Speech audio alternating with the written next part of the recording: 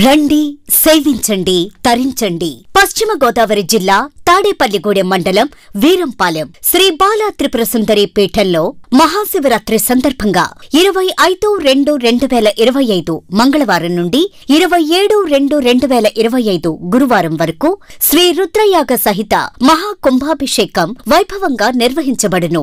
25/2/2025 మంగళవారం ఉదయం కలశ స్థాపన, రాత్రి 8 గంటలకు భూప్రాస్తార శ్రీచక్రార్చన, 25/2/2025 రాత్రి 2 గంటలకు అనగా తెల్లవారితే 26వ తేదీ ఆత్మలింగేశ్వర స్వామికి అఘోర పాశుపతాభిషేకం, 26/2/2025 బుధవారం ఉదయం 6 గంటల నుండి రాత్రి 12 గంటల వరకు ఉచిత స్ఫటికలింగ దర్శనం, మహాకుంభాభిషేకం, శివపార్వతుల కళ్యాణం, లక్ష దీపోత్సవం జరపబడును. 27/2/2025 గురువారం మహాపూర్ణాహుతి ఊరేగింపు అత్యంత వైభవంగా నిర్వహించబడును. భక్తులందరూ ఆహ్వానితులే. సదా భగవంతుని సేవలో గరిమెళ్ల వెంకటరమణ శాస్త్రి, శ్రీ బాలా త్రిపుర సుందరి పీఠం, వీరంపాలెం.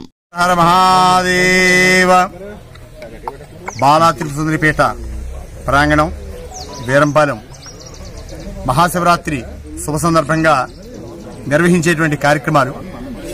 ఈ సంవత్సరంలో ఈ మహాశివరాత్రి ఉత్సవాలు ఈ నెల 25వ తారీఖు నుంచి 27వ తారీఖు దాకా 3 రోజులు త్రయాణిక దీక్ష విధానంగా సశాస్త్రీయంగా భగవంతుడి కోసం అనేక విశేష కార్యక్రమాలను పొందుపరిచి తయారు చేస్తున్నటువంటి మహాశివరాత్రి. అనేక మంది భగవానులు, అనంతమైనటువంటి దేవతామూర్తులు అనేక సందేశాలు ఇచ్చాయి.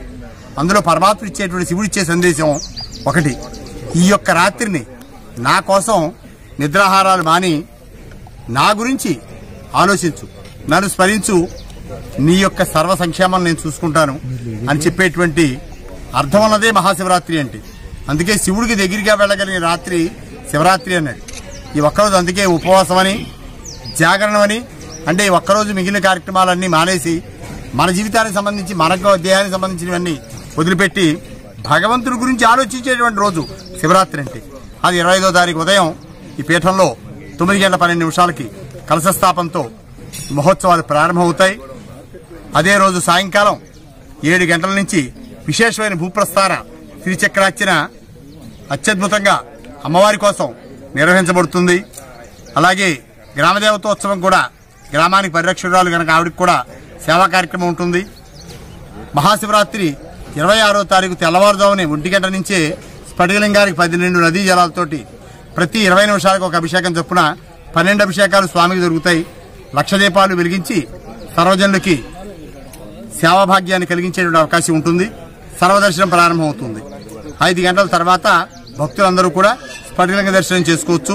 ఈ సంవత్సరం 2 లైన్లు ఏర్పాటు చేస్తున్నాం కనుక గతం కంటే కూడా వేగవంతంగా ఈ సంవత్సరంలో అరగంట వ్యవధి లోపలనే స్ఫటికలింగ దర్శనం అయ్యేటువంటి అవకాశం కూడా ఎక్కువగా కనపడుతోంది.